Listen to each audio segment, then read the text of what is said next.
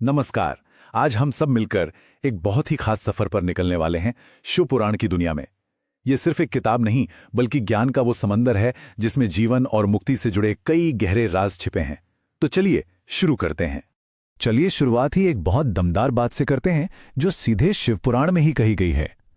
इस एक वाक्य से ही इस ग्रंथ की अहमियत का अंदाजा लग जाता है। इसे वेद तुल्य माना गया है, यानी वेदों के बराबर सच्चा और प्रामाणिक। और ये वो ज्ञान है जो किसी को भी उसकी आध्यात्मिक यात्रा में सबसे ऊंची मंजिल तक पहुंचा सकता है। तो आगे हम क्या क्या जानने वाले हैं? सबसे पहले शिव पुराण का एक छोटा सा इंट्रोडक्शन लेंगे, फिर देखेंगे कि ये ग्रंथ असल में कितना विशाल है।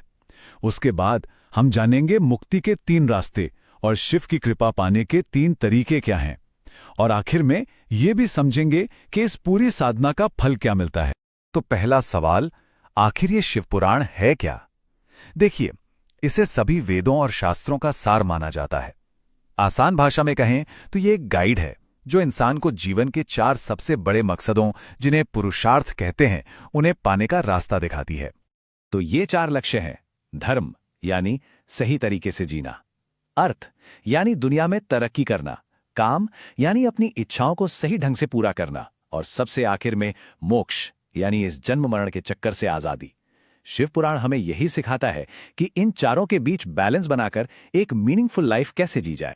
अच्छा, अब बात करते हैं इसके साइज की। और यकीन मानिए, इसका जो स्केल है वो सच में हैरान कर देने वाला है।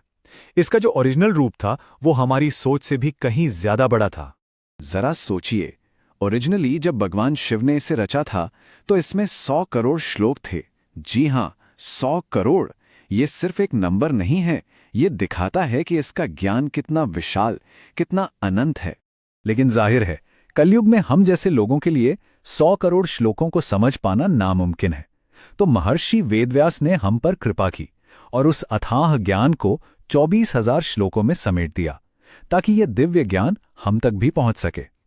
इससे एक बात तो साफ है, ये ज्ञान इंसानी नहीं बल्कि दिव्य है। तो आज जो शिव पुराण हम पढ़ते हैं वो 7 हिस्सों या कह लें कि 7 किताबों में बटा हुआ है, जिन्हें संहिता कहते हैं। हर संहिता में भगवान शिव की लीलाओं और उनके ज्ञान के अलग अलग पहलुओं के बारे में बताया गया है, जैसे ब्रह्मांड कैसे बना या शिव पार्वती का विवाह कैसे हुआ।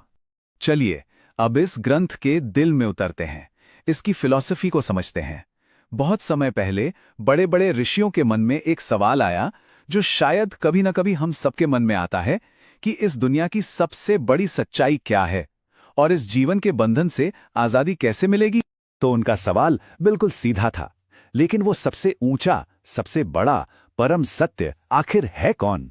और यही वो सवाल है जिसका जवाब शिव पुराण हमें देता है और मुक्ति का रास्ता दिखाता है।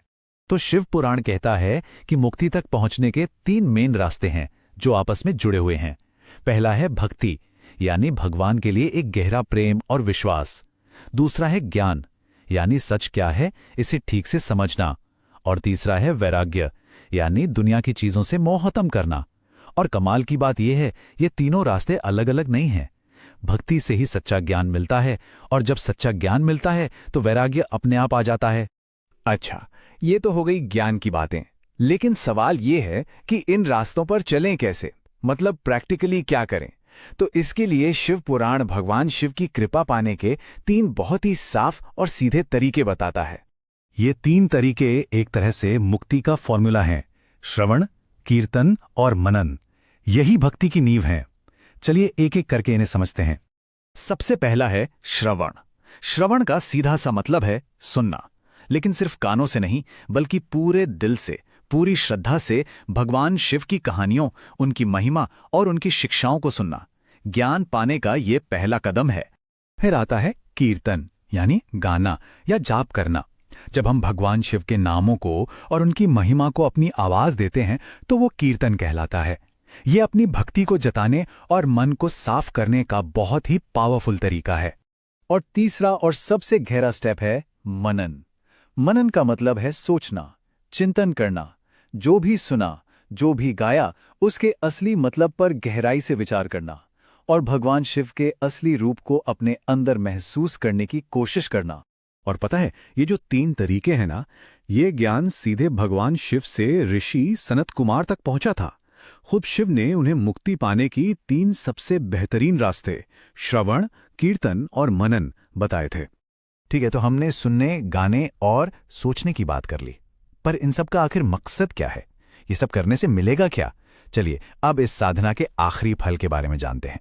इन सारी साधना का, इन सारी प्रैक्टिसेस का सिर्फ एक ही मकसद है, भगवान महेश्वर यानी शिव की कृपा पाना। क्योंकि जब उनकी कृपा मिल जाती है तो फिर कुछ भी नामुमकिन नहीं रहता। और ये बात इस एक लाइन में कितनी खूबसूरती से कही गई है। भगवान शिव में भक्ति होने से मनुष्य संसार बंधन से मुक्त हो जाता है। तो बस यही है शिव पुराण का सार। भक्ति यही मुक्ति का दरवाजा है। तो ये पूरी चर्चा हमें एक सोचने वाले सवाल के साथ छोड़ जाती है। आज की हमारी इस भागदौड़ भरी जिंदगी में इन 3 साधनों में से सुनना, गाना या सोचना, कौन सा रास्ता सबसे ज्यादा रेलेवेंट लगता है? किसे अपनाना सबसे आसान हो सकता है?